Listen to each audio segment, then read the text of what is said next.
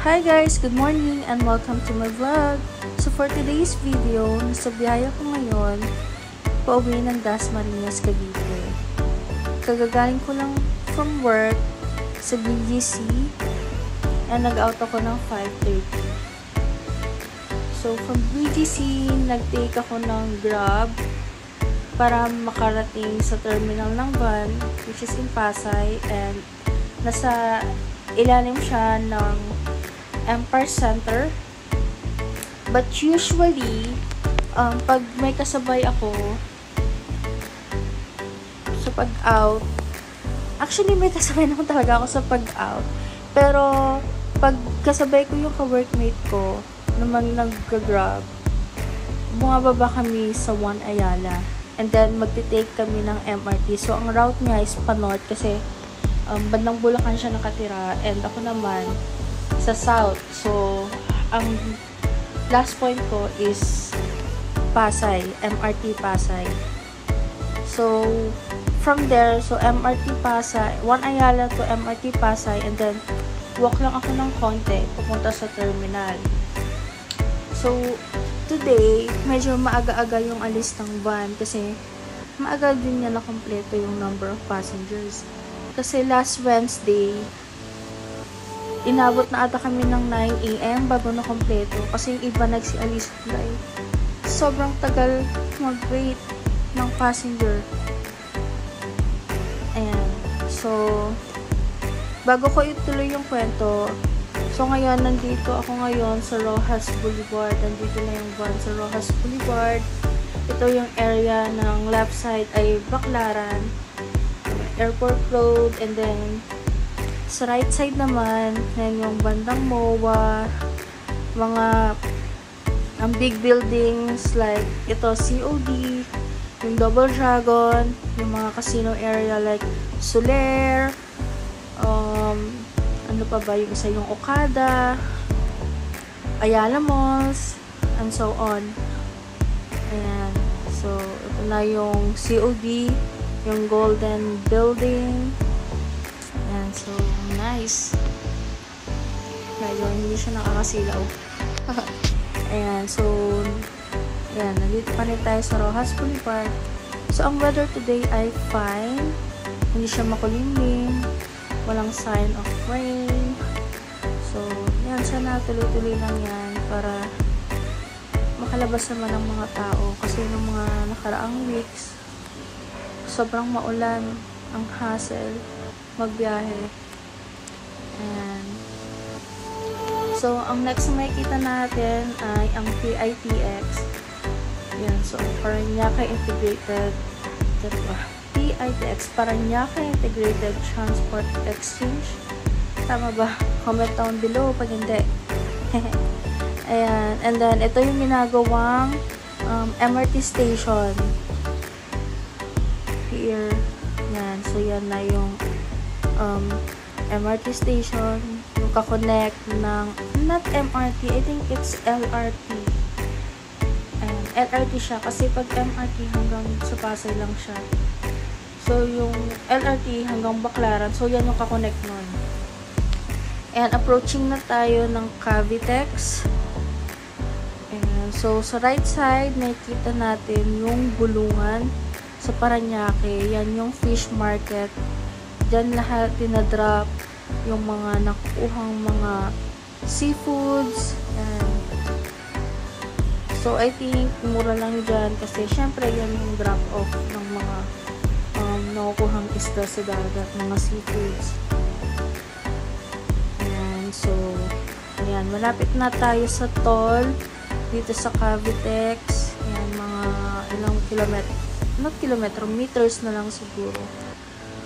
So, ito yung area sa right side na yan. Yan yung area ng dagat. Or ito yung tinatawag actually na coastal area.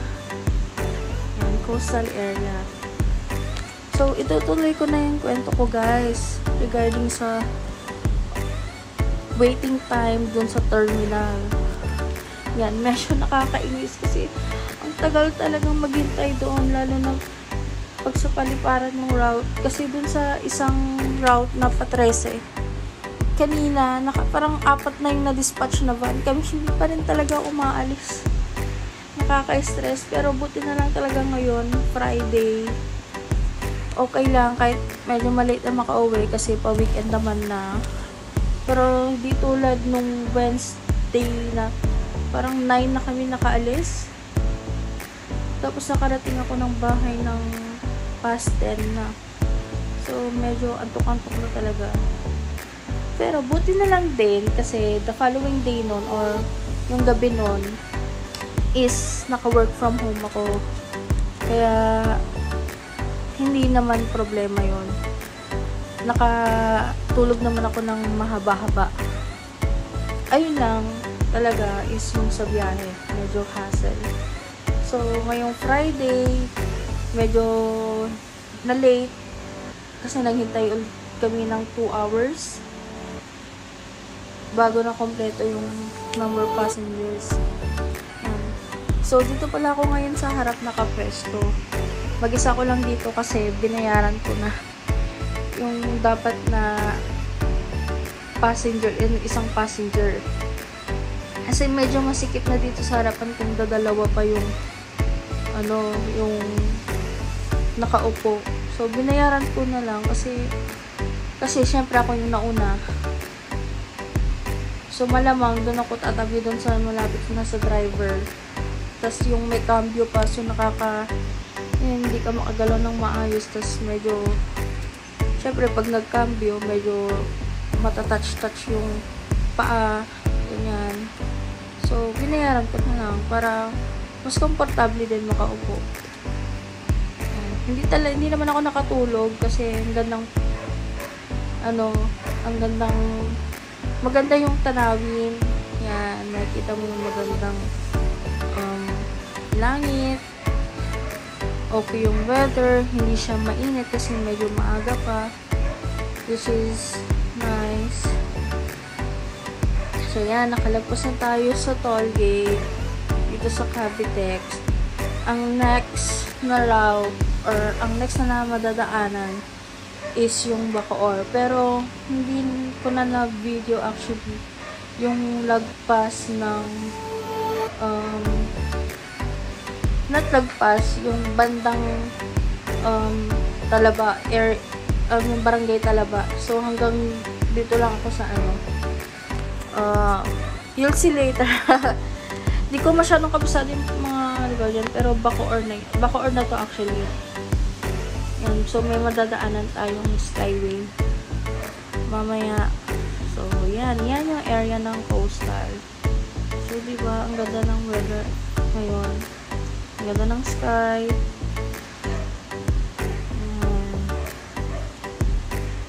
So maganda yung tanawin.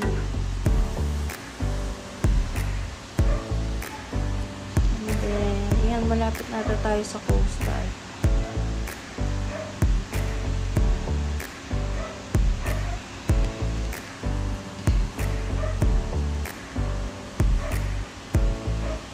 Yan.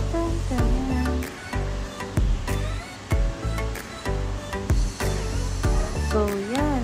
So, hanggang dito na lang ako guys. And enjoy the rest of the video. May short clip pa. Pero, hope you'll finish this and yeah, kwentuhan ko kayo ulit later. Bye!